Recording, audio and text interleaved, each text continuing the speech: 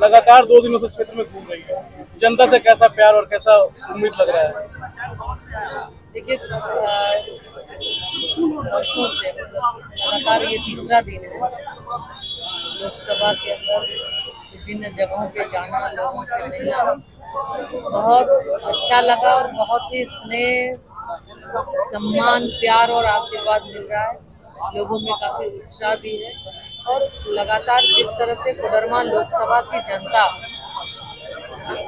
ऐसे देखे भारतीय जनता पार्टी को लगातार तीसरी बार और मुझे दूसरी बार प्रतिनिधित्व करने का अवसर दिया है, उसके लिए कोडरमा लोकसभा की जनता के प्रति हृदय की गहराइयों से हम उनके प्रति आभार व्यक्त करते हैं कि जो विश्वास उन्होंने जताया है, जो सम्मान उन्होंने दिया है।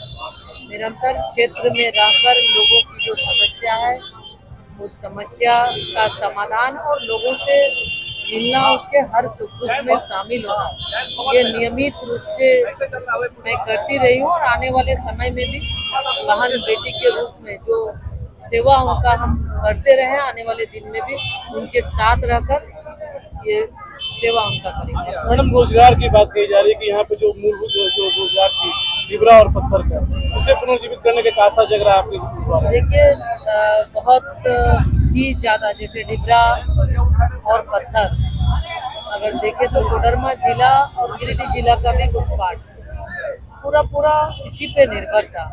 लेकिन आज राज्य सरकार की नाकामी के वजह से, गलत नीति के वजह से, गलत मंशा के वजह से आज कहीं ना कहीं ये उद्योग बिल्कुल ठप सा हो गया। आज मायका को लेकर एक नीति बनानी थी जिसके माध्यम से जो डिबरा उद्योग चल सके। कई बार मुख्यमंत्री से मिलकर, विभाग के सचिव से मिलकर और पत्राचार के माध्यम से भी कई बार प्रयास किए, लेकिन ये सरकार, निकम्मी सरकार, बिल्कुल उसका ध्यान इस ओर नहीं गया, जिसके वजह से आज लोगों को परेशानी हो रही है। लेकिन निश्चित रूप से ये हम प्रयास करेंगे फिर से, क्योंकि हम हिम्मत नहीं हारते, लगातार ये प्रयास जारी रहेगा कि आम लोग जो इससे जुड़े हुए हैं रोजगार से, वो सही ढंग से, व्यवस्थित तरीके से वो रोजगार कर सके।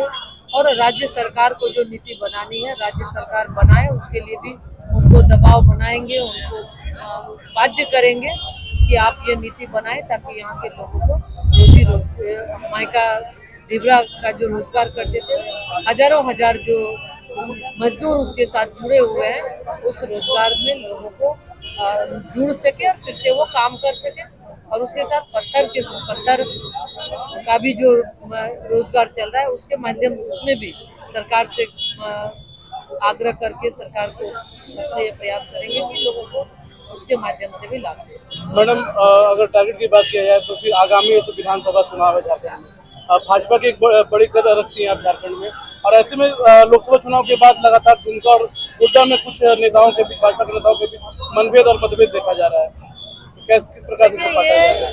हमारी पार्टी बड़ी है, परिवार के सदस्य हैं, थोड़ी बहुत नाराजगी किसी में रहती है तो वो सारे ठीक हो जाएंगे और एकजुटता के साथ लोग आगामी विधानसभा चुनाव में लगेंगे।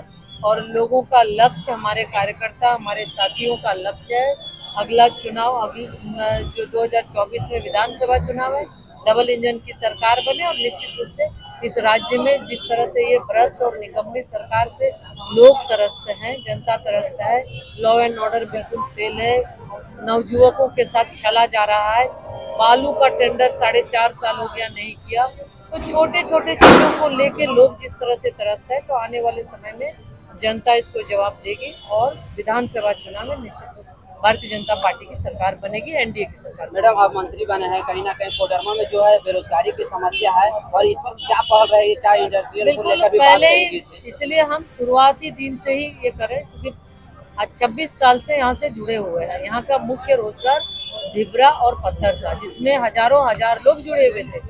आज इस जो राज्य में सरकार है, गठबंधन, इंडी गठबंधन की सरकार, जनता की सरकार, जिसके वजह से आज लोगों को परेशानी हो रही है और जानबूझकर सरकार टारगेट करके, चूंकि ये काम नहीं कर रही है। अगर राज्य सरकार मायका नीति बनाई होती तो निश्चित रूप से यहाँ के लोगों को उससे लाभ मिलता। आने वाले समय में, अब ये 2-4 महीने की सरकार है, आने वाले समय में सरकार अपनी बनेगी और लोग जो जुड़े हैं मायका से, ये हमारा प्रयास होगा कि ये राज्य को जो नीति बनानी है सरकार बनाएगी और लोगों को व्यवस्थित तरीके से रोजी रोजगार देगी। और उसके अलावे भी ये बांजेडी प्लांट है उसके माध्यम से भी और क्या यहाँ पे प्लांट लग सकते हैं, उसके माध्यम से क्या और लोगों को रोजगार कैसे दे सकते हैं, इस पर भी हम चिंतन करेंगे और काम। मैडम क्षेत्र के लोग बिजली पानी से काफी त्रस्त हैं, तो क्या आज इसलिए हम पहले ही आपसे कहे कि आज राज्य बिल्कुल कुंभकर्णी नींद में राज्य जो सरकार है सोई हुई है